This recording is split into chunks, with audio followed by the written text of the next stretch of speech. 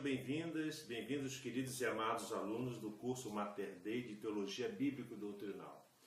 Nós estamos agora na última aula, 10ª aula do 12º módulo. Nós vamos hoje começar sobre o assunto de angelologia, ou seja, o tratado sobre os anjos. Terminamos a teologia moral toda e agora nós vamos começar os novos estudos de outros tratados. E hoje nós vamos ter com essa aula e a próxima, que é a primeira do 13º módulo, o estudo sobre angelologia.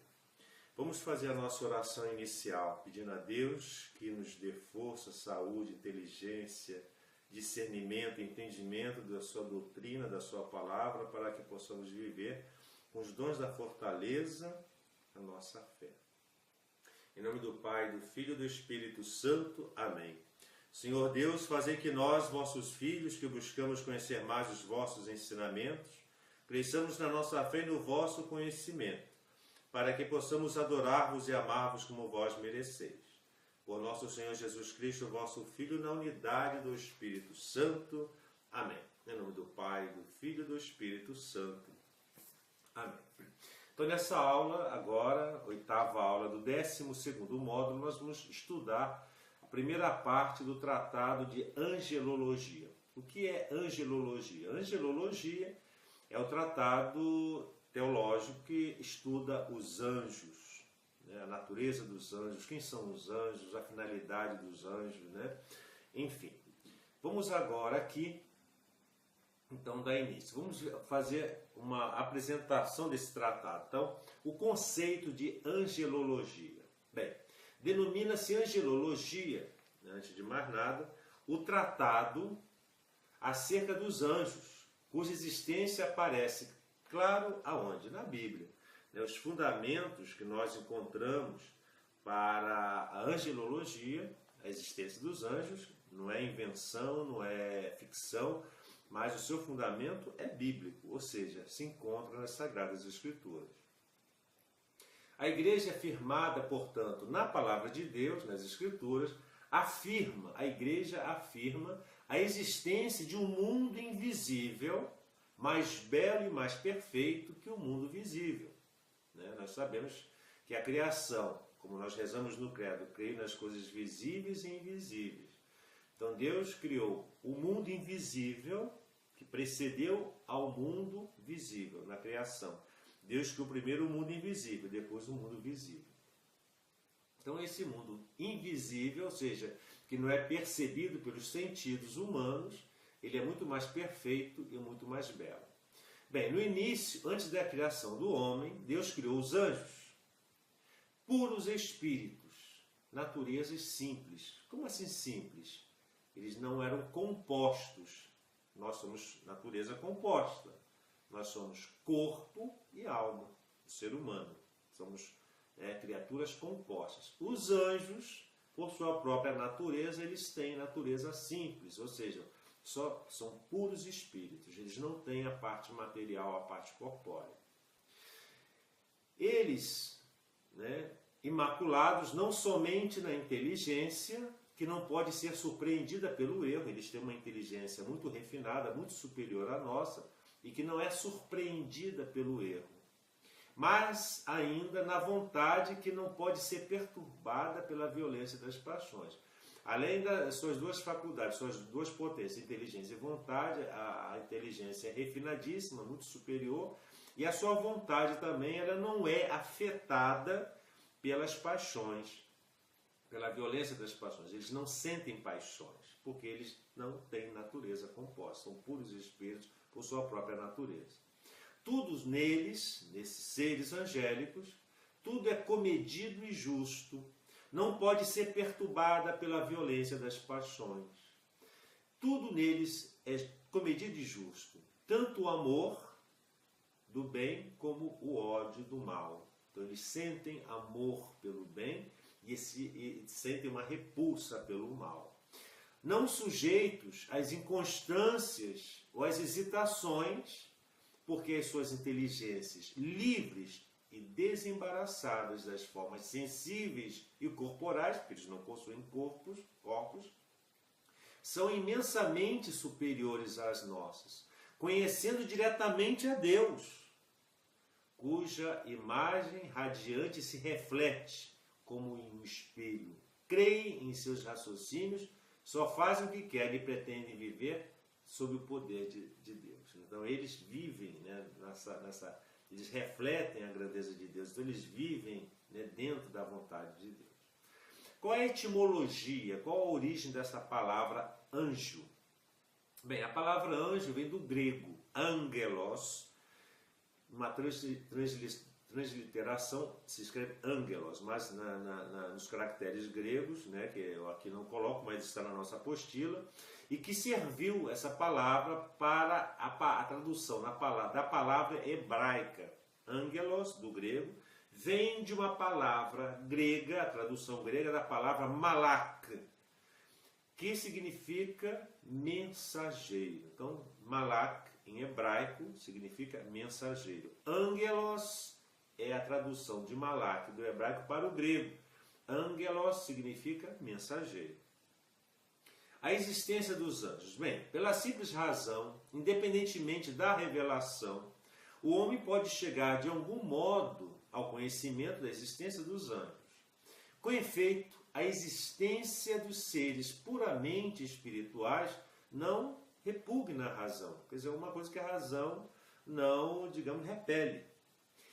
E o exame da criação, à mera luz do intelecto, pode levar-nos às conclusões de que a existência de criaturas puramente espirituais é conveniente o quê? A harmonia do universo. Pois assim estariam representados os três gêneros possíveis de seres: os puramente espirituais, acima dos homens, outros puramente materiais, abaixo dos homens, certo? E por fim, seres compostos, dotados de matéria e espírito, que são os homens. Então, os puramente espirituais são os anjos. Os puramente materiais são as outras criaturas. A pedra, por exemplo, uma caneta, né? Um apontador de lápis, né? Um estojo, são puramente materiais, eles não têm alma.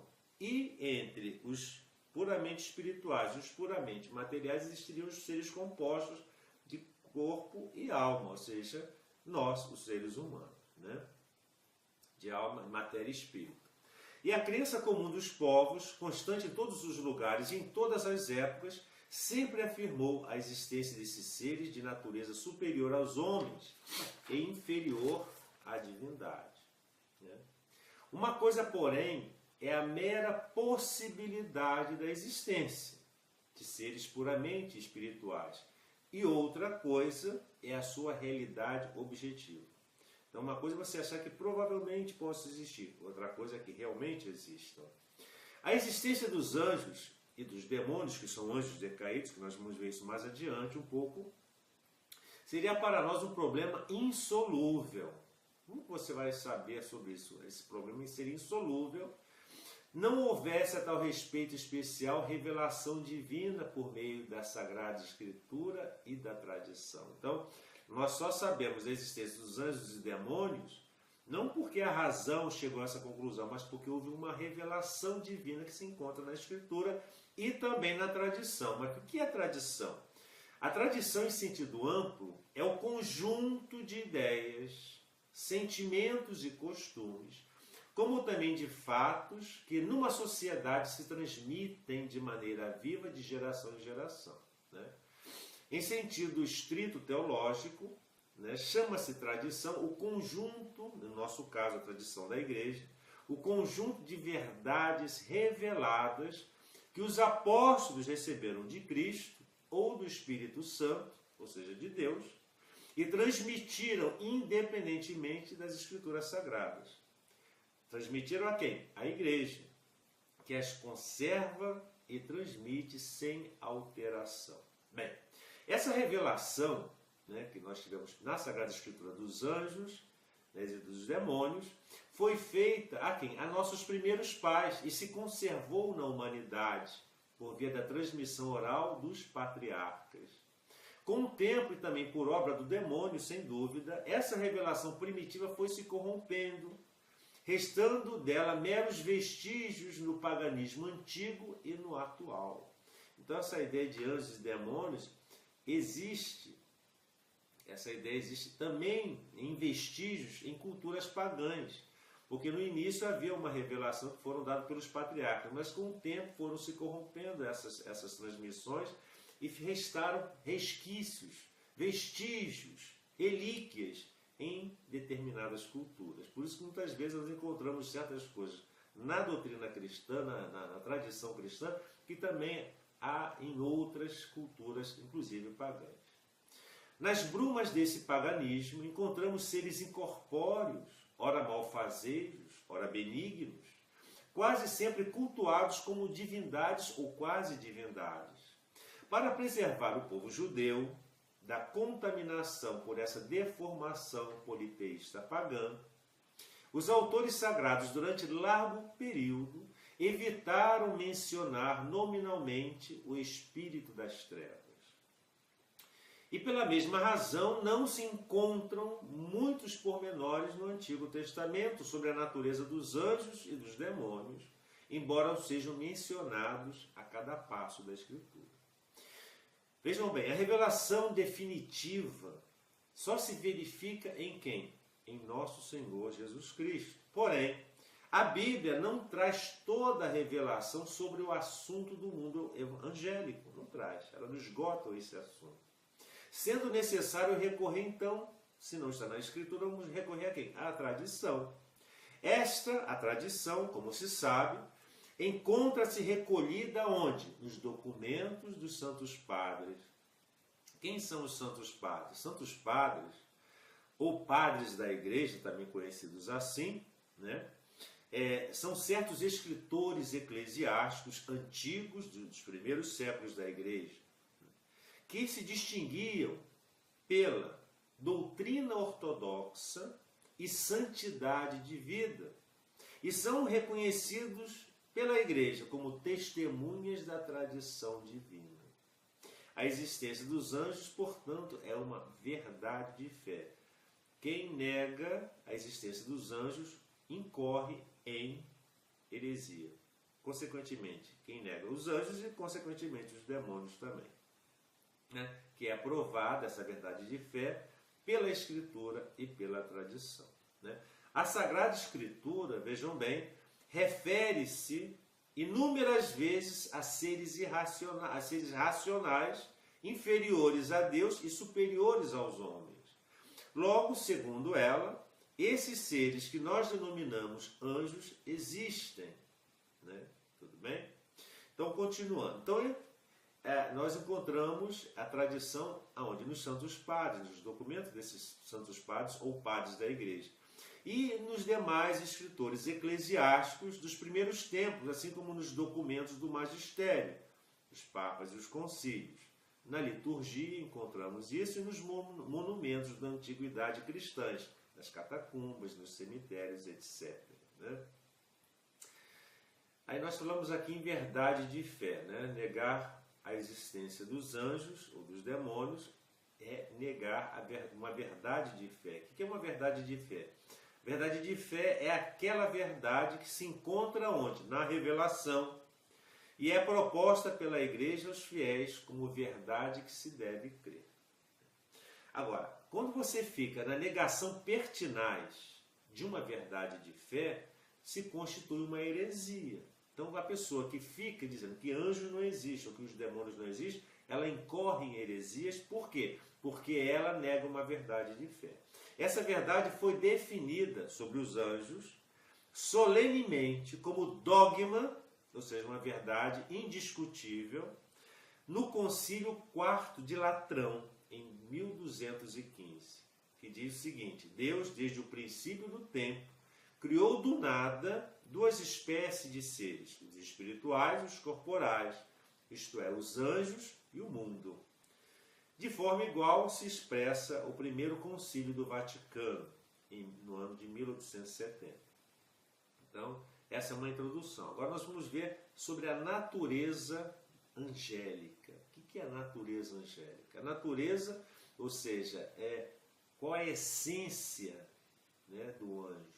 assim como nós humanos, nós temos a nossa essência composta de corpo, que é a parte material, e de alma, que é o espiritual. Nós somos corpo e alma. Não existe homem só de corpo, homem só de alma, não. O homem é integral, né? É uma verdade de fé isso, revelada.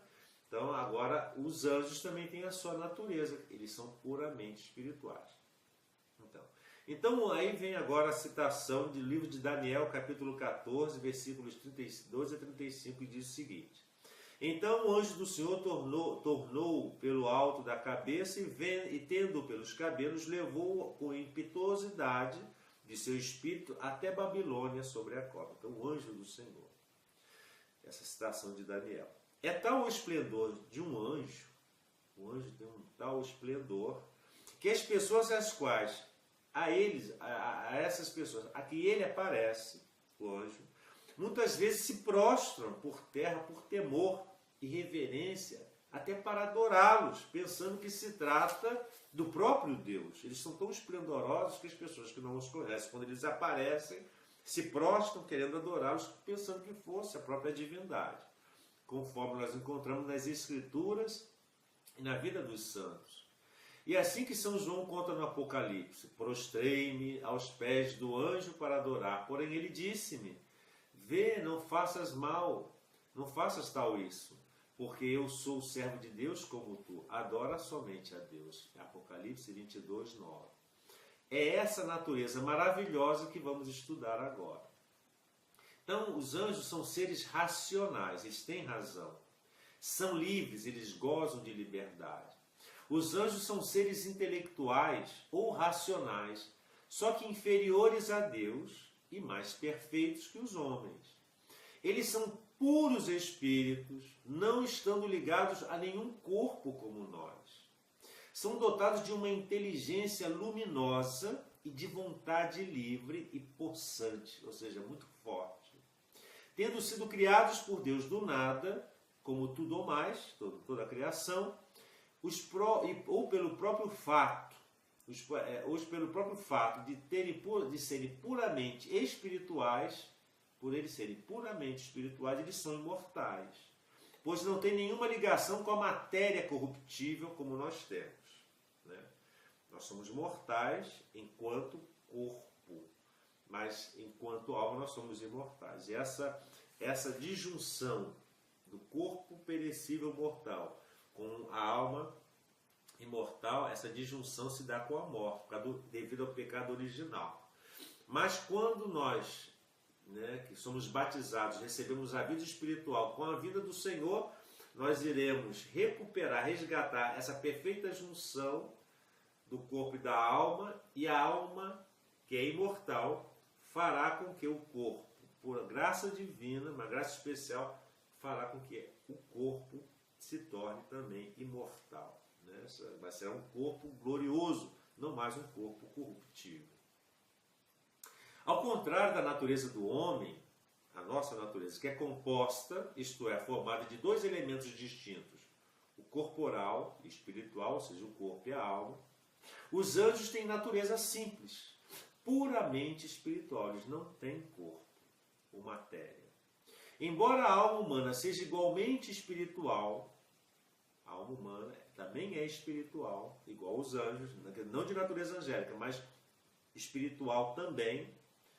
Ela foi criada por Deus, a alma, para viver em união substancial ao corpo. Eu falei dessa conexão, dessa união de substância com o corpo.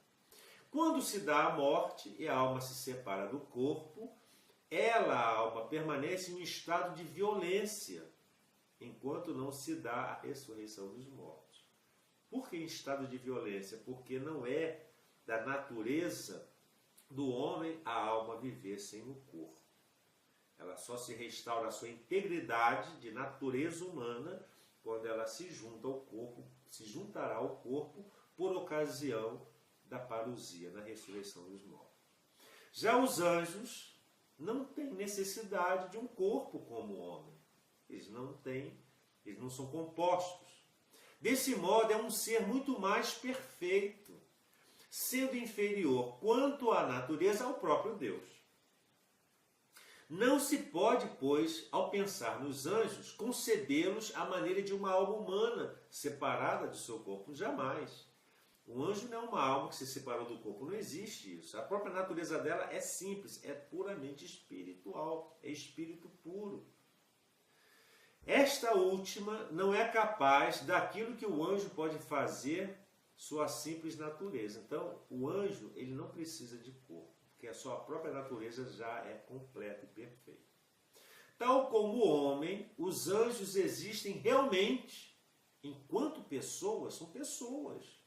Ou seja, eles são substâncias individuais, dotadas de inteligência e de livre arbítrio.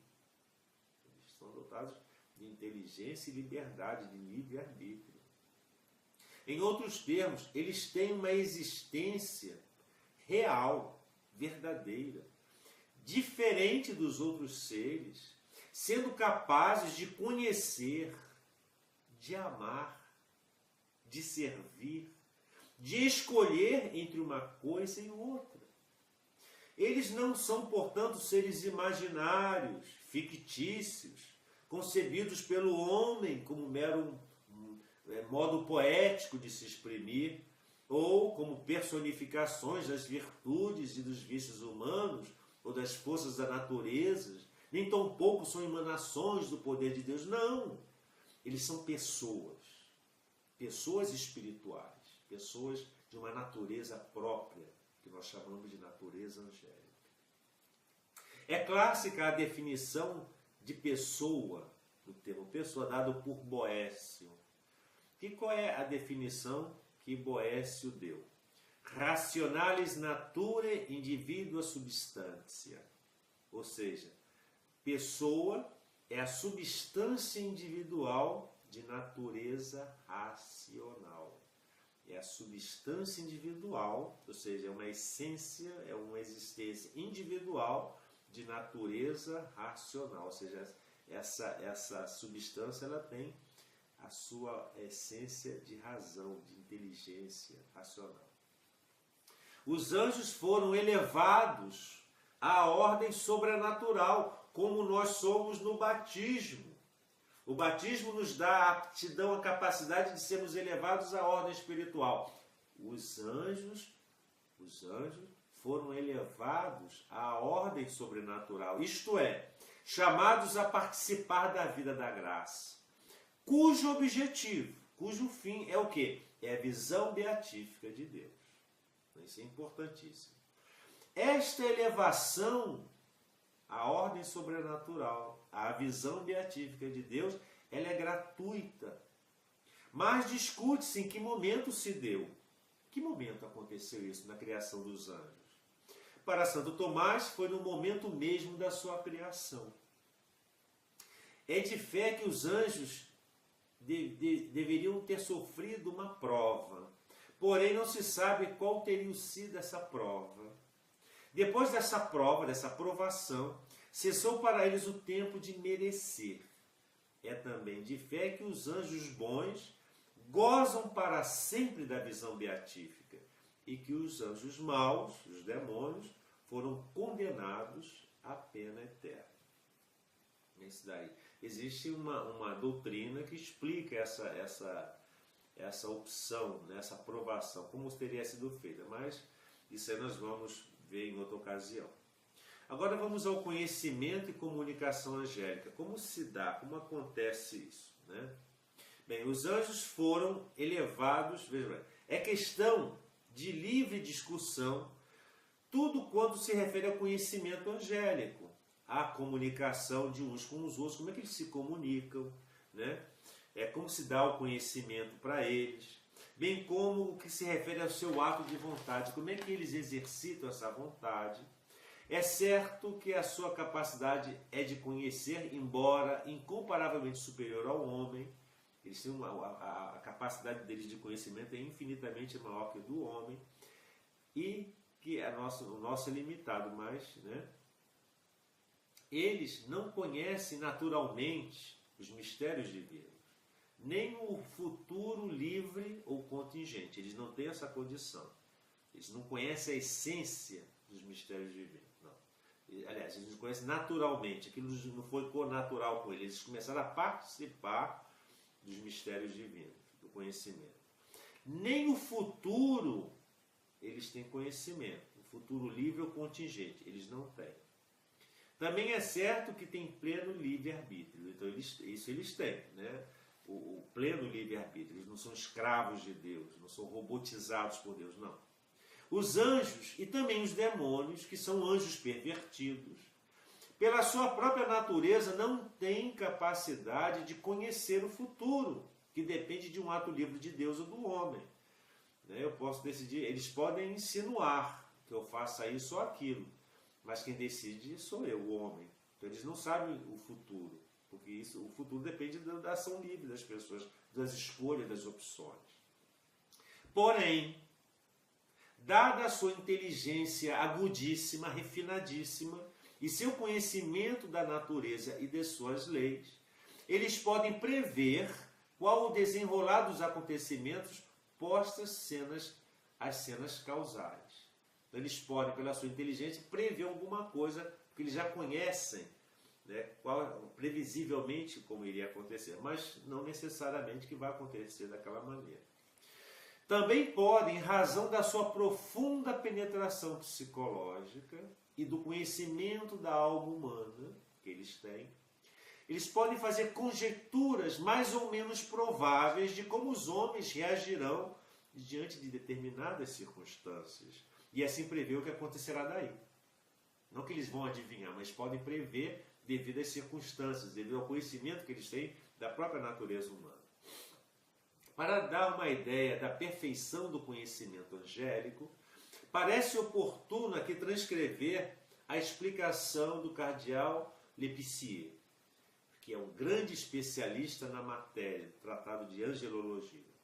Comparando o modo de conhecimento humano com o modo do conhecimento evangélico, ressalta o cardeal, que Deus infundiu no intelecto dos anjos, logo que os criou, representações de todas as coisas naturais.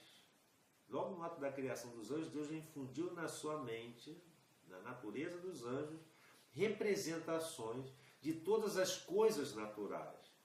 Estas imagens são não somente representativas de princípios gerais que regulam cada ciência particular, mas encerram também distintamente todos os pormenores virtualmente contidos nesses princípios, de maneira que uma e a mesma imagem informa a mente angélica quando ela passa da observação de um para a observação de outro.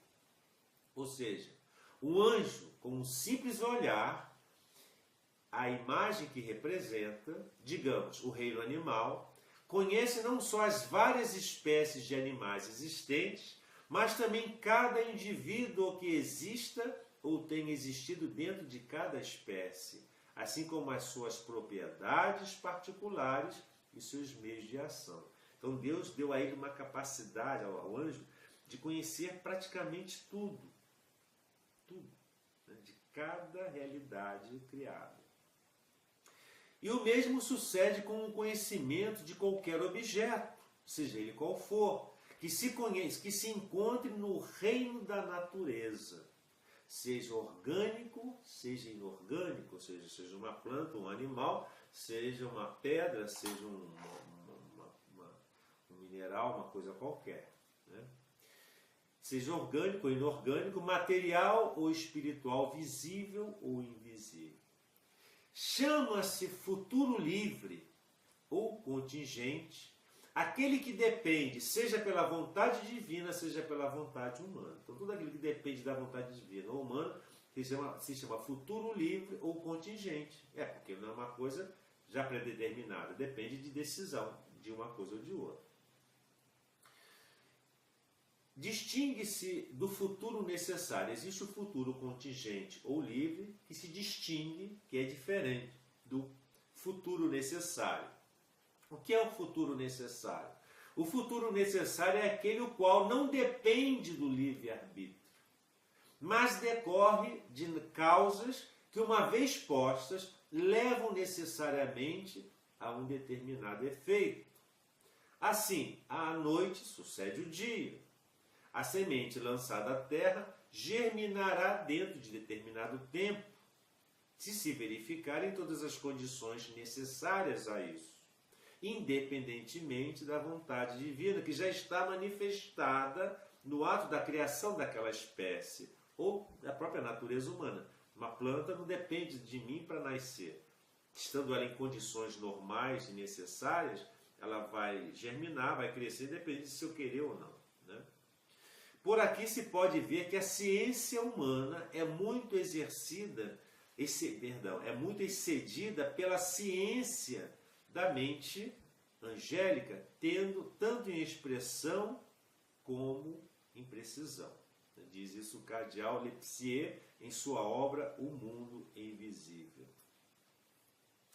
Santo Tomás explica da seguinte modo a comunicação dos anjos entre si. Como é que os anjos se comunicam? Se eles não têm boca, se eles não têm corpo, se eles não têm... Como é que eles se comunicam? Bem, como nós, homens, os anjos têm o verbo interior, ou seja, a palavra interior, ou verbo mental, ou palavra mental, com o qual falamos a nós mesmos ou formulamos conceitos interiormente.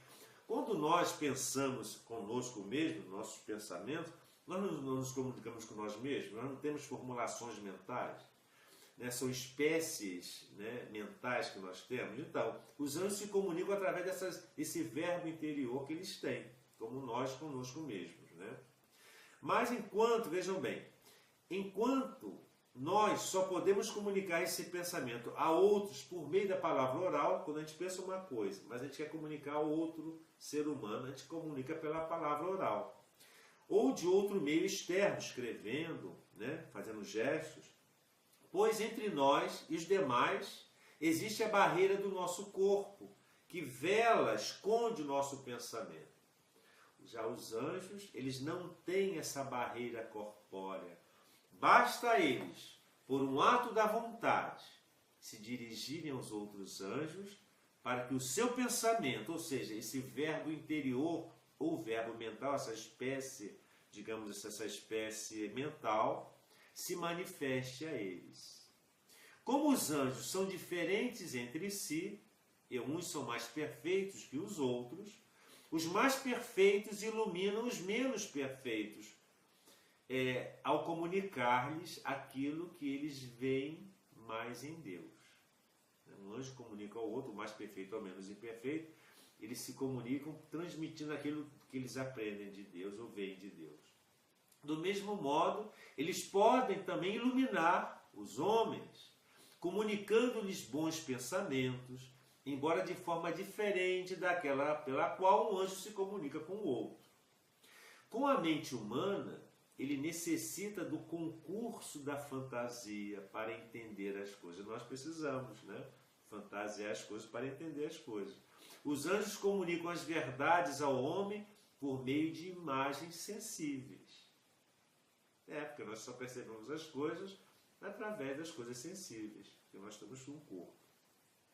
Quanto à vontade humana, só Deus ou o próprio homem são capazes de movê-la eficazmente. Então, somente quanto à vontade humana e a vontade a vontade só Deus ou o próprio homem são capazes de movê-la eficazmente. O anjo não tem essa capacidade em relação a nós.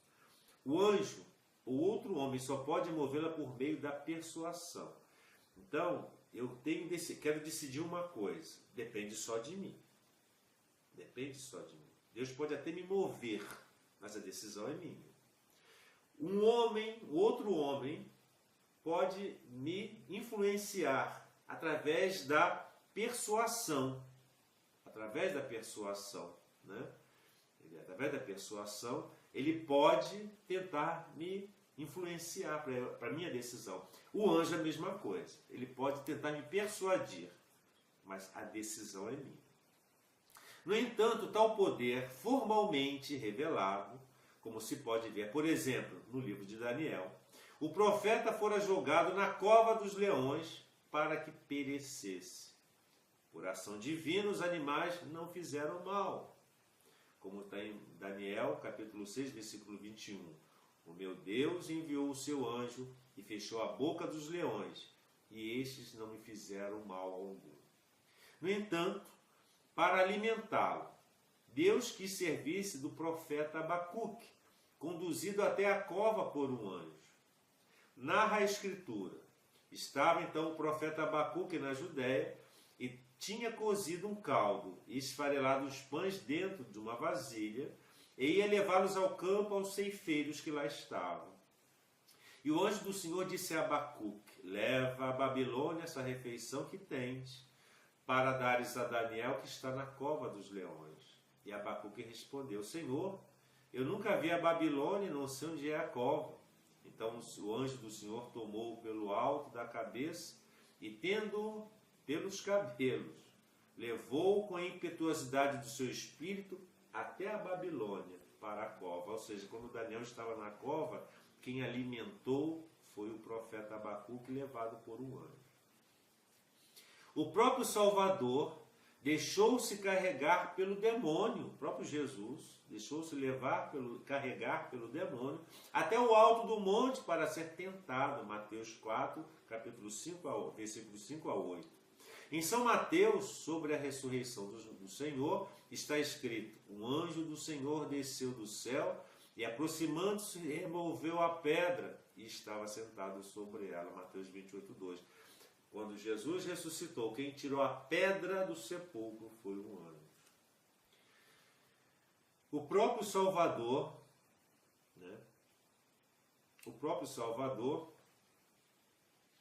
embora, veja, a questão, como dissemos, seja algo misteriosa, procuraremos sintetizar aqui a doutrina de São Tomás de Aquino a respeito sobre isso. Antes de tudo, convém lembrar o que ensina o Santo Doutor Angélico a respeito do modo de como os anjos encontram-se em um lugar. Enquanto os seres corpóreos manifestam sua presença num lugar, circunscrevendo-o pelo contato físico, você só se torna presente quando você está fisicamente, com um lugar ocupado fisicamente, é lógico. As criaturas incorpóreas, ou seja, que não têm corpos, delimitam um lugar por meio de um contato operativo. Quer dizer, elas estão no lugar onde agem. Elas estão onde agem. Então, a presença dos seres incorpóreos é percebida através das suas ações, onde elas agem. Isso aí é muito importante para nós, entendermos isso. Quanto ao modo como os anjos movem a matéria, como é que um anjo consegue mover uma matéria? Bem, é a seguinte explicação de Santo Tomás.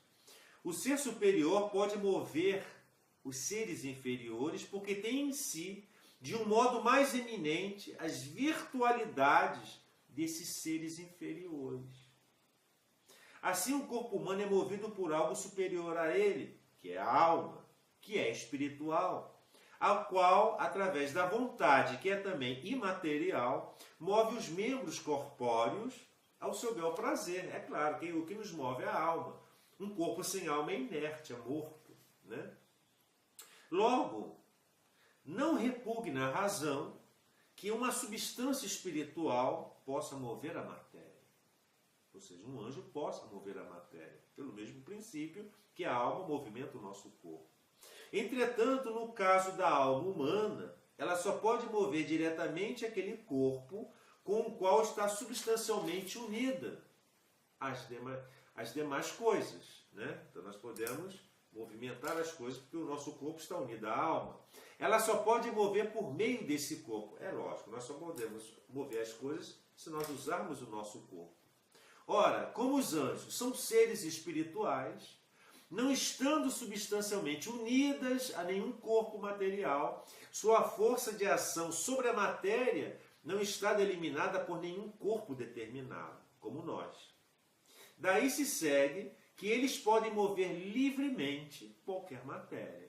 Por exemplo, para mover uma caneta, que eu estou segurando, sobre o papel, ao escrever, nós precisamos segurá-la com a mão e, através dessa, imprimir o impulso que fará a caneta deslizar sobre o papel e traçar as letras que desejamos. Eu não posso mover diretamente a caneta por um simples ato de vontade.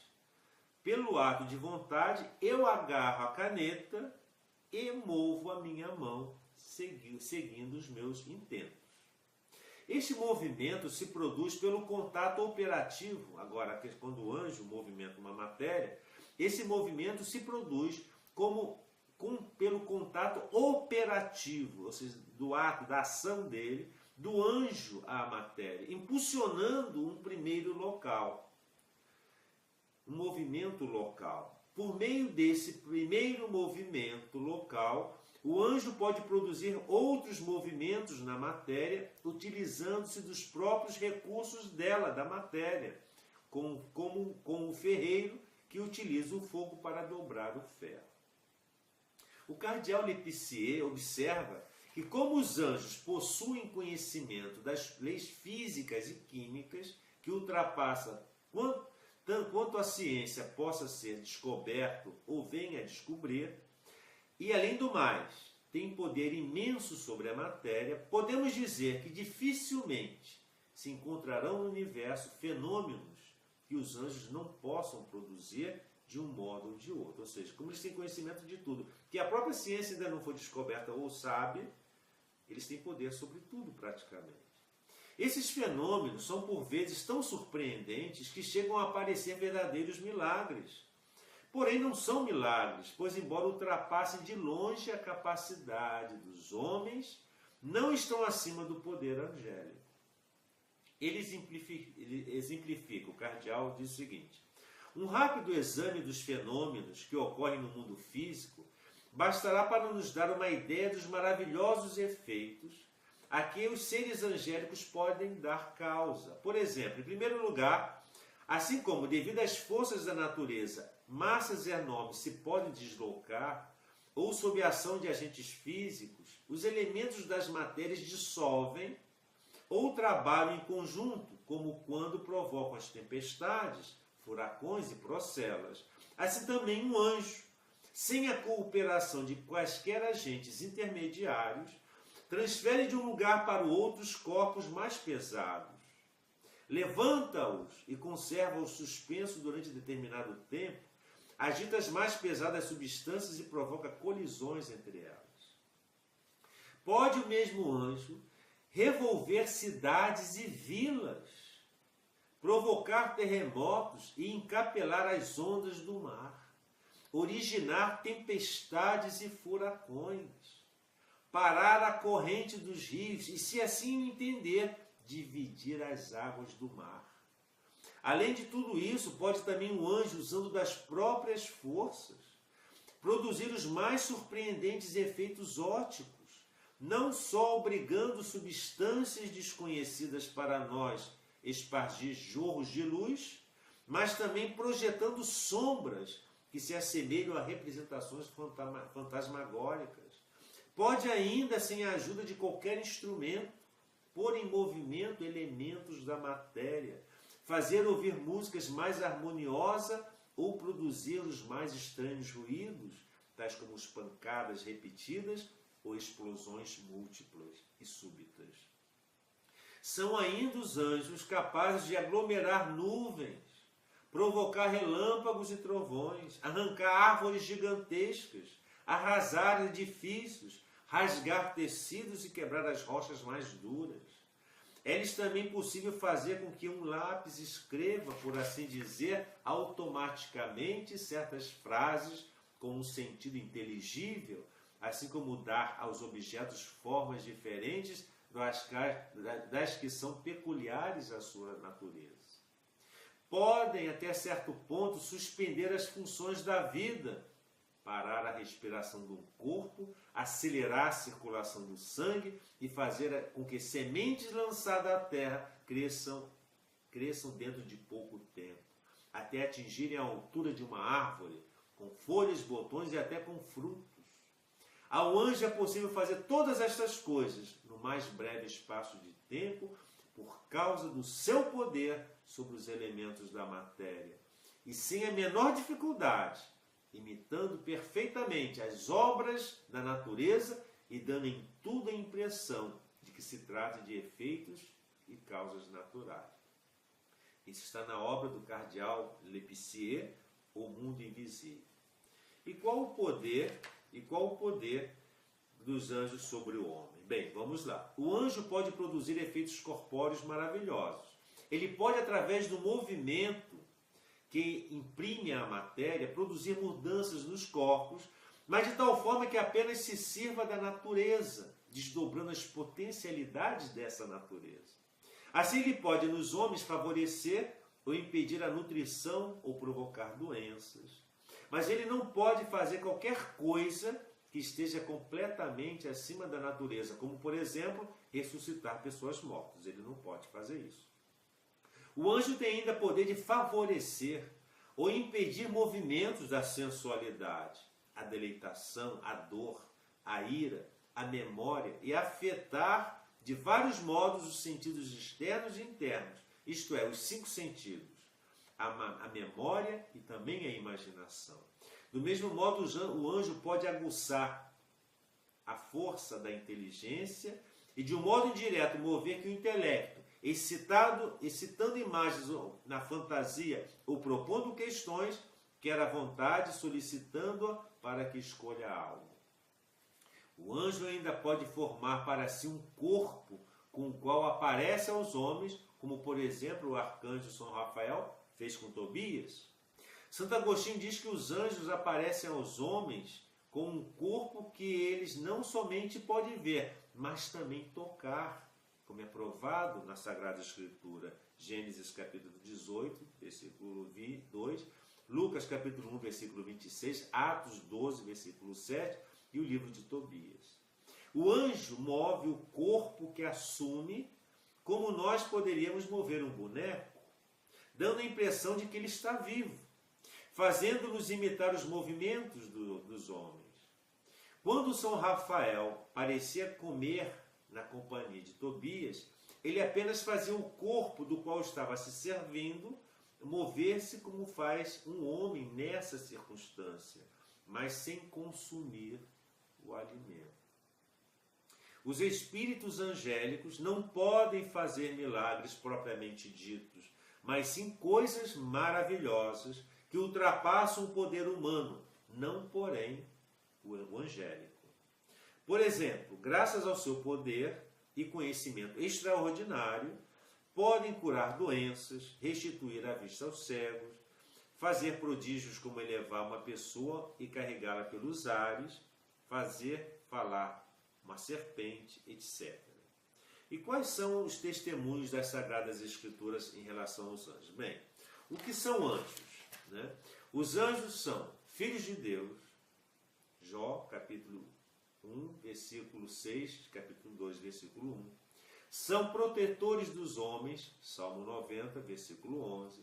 Vivem nos céus, Mateus, capítulo 28, versículo 2. São de natureza espiritual, primeiro livro dos Reis, capítulo 22, versículo 19 a 21. Livro de Daniel, 3, 86 e Abacuque, 1, 14. E há anjos bons e anjos maus. Zacarias, capítulo 3, versículo 1. Sabemos que existem 9 coros angelicais, ou coros angélicos. Serafins, conforme nós vemos em Isaías, capítulo 6. Querubins, em Gênesis 3, 24, Êxodo 25, 22 e Ezequiel 10, de 1 a 20.